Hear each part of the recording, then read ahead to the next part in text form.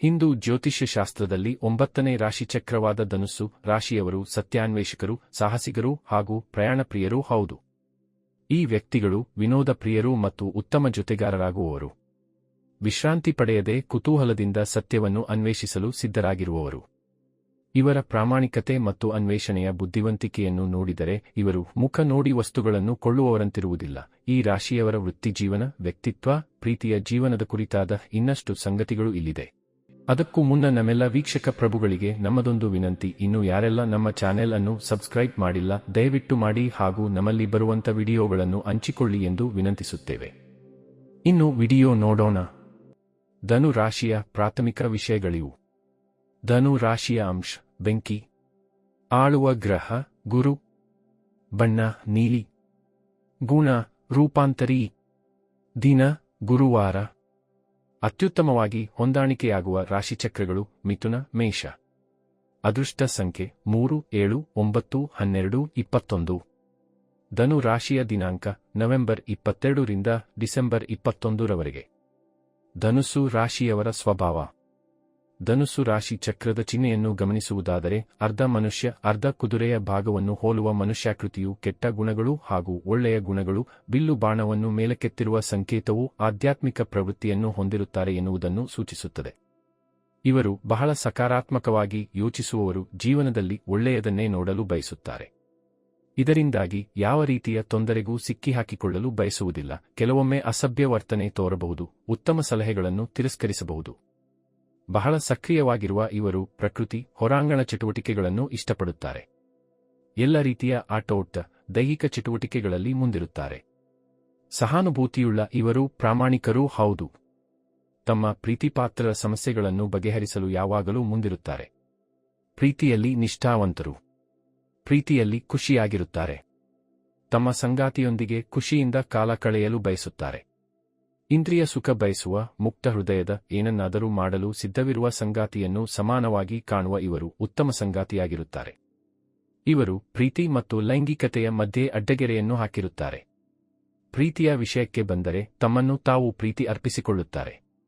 ಪ್ರೀತಿಯಲ್ಲಿ ನಿಷ್ಠಾವಂತರು ಹಾಗೂ ಸಮರ್ಪಣಾ ಮನೋಭಾವದವರು.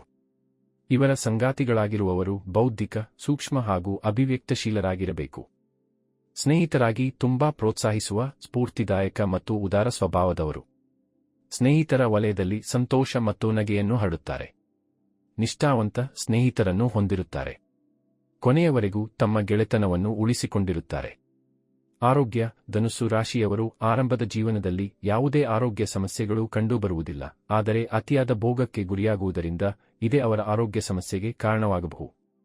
ಸೊಂಟ, ತೊಡೆ, ಹೊಟ್ಟೆ, ಕಾಲಿಗೆ ಸಂಬಂಧಿಸಿದ ಸಮಸ್ಯೆ ಉಂಟಾಗಬಹುದು. ಹೆಚ್ಚು ಮದ್ಯಪಾನ, ಕೊಬ್ಬಿನಂಶಯುಕ್ತ ಆಹಾರ ಸೇವನೆ ನಿಲ್ಲಿಸಬೇಕು. ಉತ್ತಮ ಜೀವನ ಶೈಲಿಯನ್ನು ಅಳವಡಿಸಿಕೊಂಡರೆ ರಕ್ತದೊತ್ತಡದ ಸಮಸ್ಯೆ ಮತ್ತು ಯಕೃತ್ತಿನ ಸಮಸ್ಯೆಗಳನ್ನು ತಪ್ಪಿಸಬಹುದು. ಸಯಾಟಿಕಾ ಅಥವಾ ಯಕೃತ್ತಿನ ಸಮಸ್ಯೆ, ಅಸ್ಥಿರಜ್ಜುವಿನ ಸಮಸ್ಯೆಗೂ ಒಳಗಾಗಬಹುದು. ವಾಹನ ಚಲಾಯಿಸುವಾಗಲೂ ಎಚ್ಚರಿಕೆ ಅಗತ್ಯ. ವೃತ್ತಿ ಜೀವನ. ಧನುಸ್ಸು ರಾಶಿಯವರು ತಮ್ಮ ಗುರಿಯನ್ನು ಸಾಧಿಸಲು ಸಿದ್ಧರಾಗುವ ಮೊದಲು 2 ಬಾರಿ ಯೋಚಿಸುತ್ತಾರೆ. ತಮ್ಮ ಬುದ್ಧಿವಂತಿಕೆ, ಹಾಸ್ಯಪ್ರಜ್ಞೆಯಿಂದ ಕೆಲಸದ ವಾತಾವರಣವನ್ನು ಉತ್ಸಾಹಭರಿತವಾಗಿಸುವುದರಿಂದ ಎಲ್ಲರೂ ಅವರೊಂದಿಗೆ ಕೆಲಸ ಮಾಡಲು ಆನಂದಿಸುತ್ತಾರೆ. ಆದರೂ ಇವರು ಕೆಲಸವನ್ನು ಲಘುವಾಗಿ ತೆಗೆದುಕೊಳ್ಳುವುದಿಲ್ಲ. ಎಷ್ಟೇ ಸವಾಲು ಎದುರಾದರೂ ಕೊನೆಯವರೆಗೂ ಬಿಟ್ಟುಕೊಡದ ಸ್ವಭಾವದವರು. ಬಹಳ ಸ್ಫೂರ್ತಿದಾಯಕ ನಾಯಕರಾಗಿರುತ್ತಾರೆ. ಪ್ರಯಾಣಕ್ಕೆ ಸಂಬಂಧಿಸಿದ ವೃತ್ತಿಗಳು ಇವರನ್ನು ಆಕರ್ಷಿಸುತ್ತವೆ. ಜೊತೆಗೆ ಇವರ ಹೊಸ ಜನರನ್ನು ಭೇಟಿ ಮಾಡಲು ಮತ್ತು ಸಂಸ್ಕೃತಿಗಳನ್ನು ಅನ್ವೇಷಿಸಲು ಇಷ್ಟಪಡುತ್ತಾರೆ. ಇವರು ಉತ್ತಮ ಪ್ರಯಾಣ ಬರಹಗಾರರಾಗಬಹುದು ಹಾಗೂ ಟ್ರಾವೆಲ್ ಗೈಡ್ ಕೂಡ ಆಗಬಹುದು. ವಾಗ್ಮಿಗಳೂ ಆಗಬಹುದು.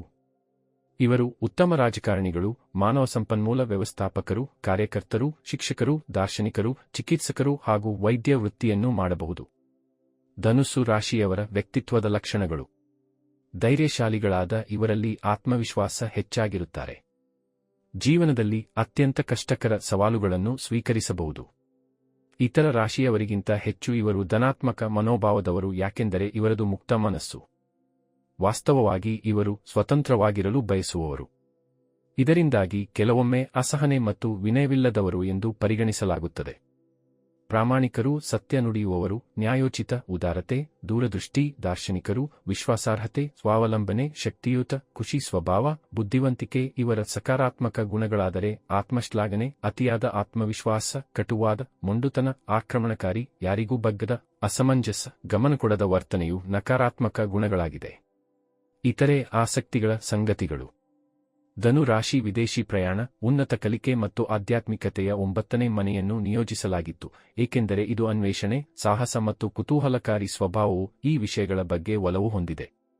ಧನು ರಾಶಿಯನ್ನು ಗುರು ಆಳ್ವಿಕೆ ನಡೆಸುತ್ತಿರುವುದರಿಂದ ಈ ಆಧುನಿಕ ಜ್ಯೋತಿಷ್ಯ ವ್ಯವಸ್ಥೆಯು 9ನೇ ಮನೆಯ ಮಹತ್ವಕ್ಕೆ ಉತ್ಸಾಹಭರಿತ, ವಿಸ್ತಾರವಾದ ಉಪಸಹಿಯನ್ನು ಆಹ್ವಾನಿಸುತ್ತದೆ. ಗುರುವು ನಮ್ಮ ಸೌರವ್ಯೂಹದ ಅತಿದೊಡ್ಡ ಗ್ರಹವಾಗಿದ್ದು, ಸೂರ್ಯನಿಂದ ಹೆಚ್ಚಿನ ಪ್ರಮಾಣದ ಬೆಳಕನ್ನು ಪ್ರತಿಬಿಂಬಿಸುತ್ತದೆ. ಇದನ್ನು ಹೆಚ್ಚಿನ ಲಾಭ ಎಂದು ಕರೆಯಲು ಕಾರಣ ಮತ್ತು ಗೋಚರಿಸುವ ಎಲ್ಲಾ 7 ಗ್ರಹಗಳ ಅದೃಷ್ಟವನ್ನು ನೀಡುವ ಅತ್ಯುತ್ತಮ ಶಕ್ತಿಯನ್ನು ಹೊಂದಿದೆ ಎಂದು ಗುರುತಿಸಲಾಗಿದೆ. ಅವರು ಯಾವಾಗಲೂ ವಸ್ತುಗಳ ಪ್ರಕಾಶಮಾನವಾದ ಬದಿಯಲ್ಲಿ ನೋಡುತ್ತಾರೆ.